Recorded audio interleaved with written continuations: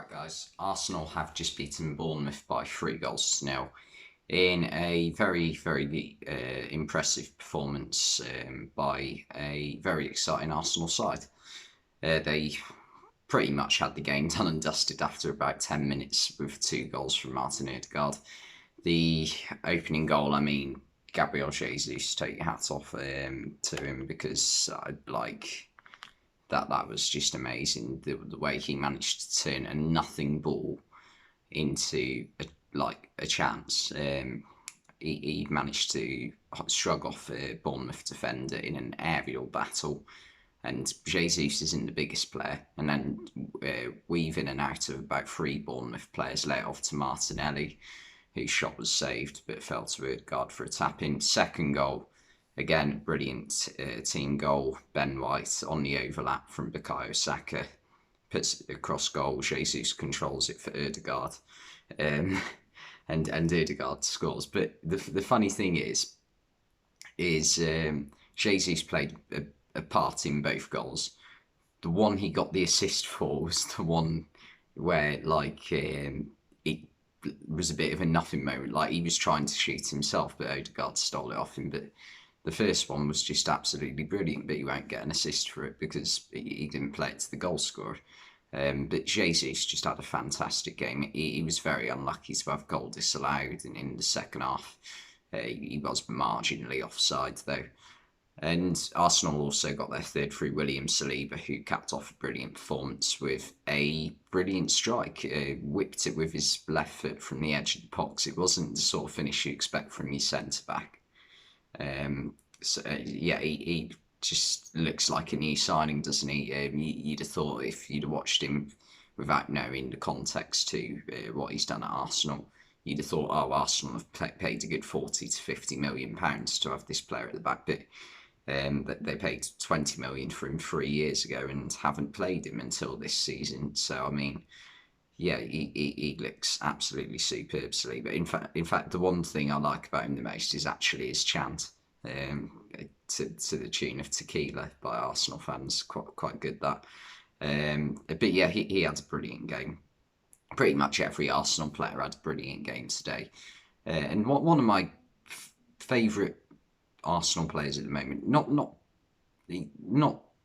purely because of the way he's playing, but more because of the storyline he's had at Arsenal, is actually Granit Xhaka, because it's a bit of an embodiment of how you can have many lows in your career, but as long as you keep going, keep trying your hardest, you can come back from them.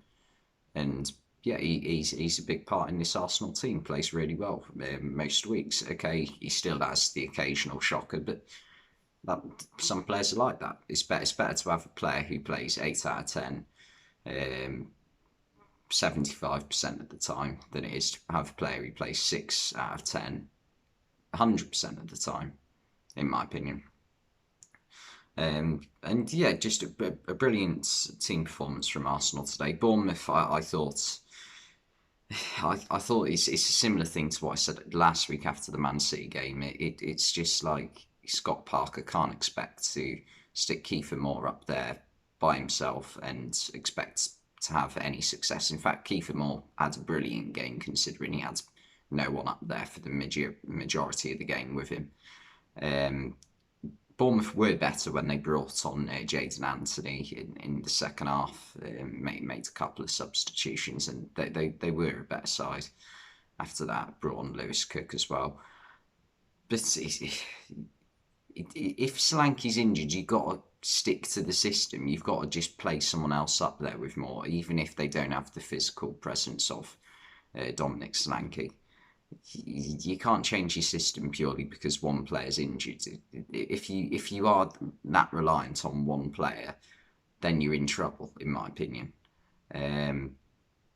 So yeah, I think if Bournemouth see that Scott Parker starts the same way against Liverpool, same sort of system, same just no one up there with Kiefer Moore, then I think they have every right to be a bit disappointed in Scott Parker, because that's 2 weeks in a row now that he's completely isolated Kiefer Moore and nothing's much has really happened. In fact, Moore did well to come close to scoring on a couple of occasions, to be fair to him.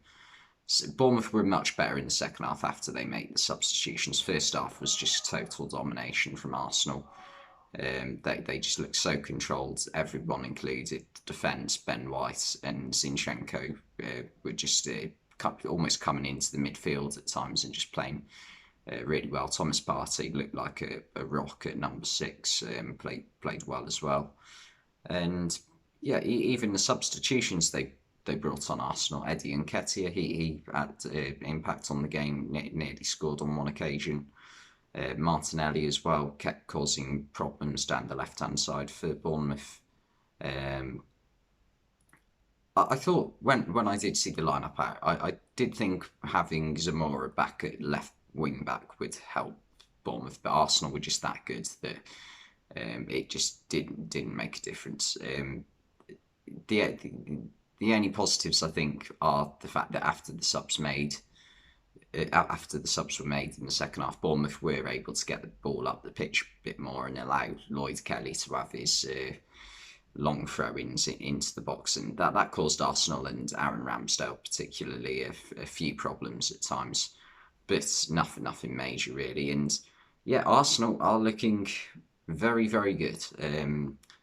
At the moment, they're top of the table, and they'll want it to continue. But it's going to be interesting with them because it's starting to look like, I don't know, I'm not going to say a title challenge this early on, but it's starting to look like the team is taking shape. Like, I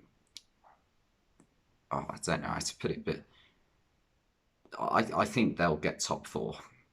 I've been more impressed with Arsenal so far than I have with Tottenham. Now, I know it's very early on in the season, and sometimes when teams have brought in a lot of new players like Tottenham have with Jed Spence, Yves Bissouma, Richarlison, Perisic, sometimes it takes a bit of time just to get everything to click. But I just have to say it as it is. Arsenal, to me, have been a lot more impressive. Out of the 3 teams supposedly going for the top 4 places, well, I mean, Liverpool have got to be in that right now. I mean, they haven't made a great start. Out of the 4 teams going for a top 4 place, excluding Man City, because they're going to get top 4, they're going to be wanting the title. Arsenal have looked the most impressive so far. That has to be said. But anyway, thanks for watching this video, and I'll see you next time.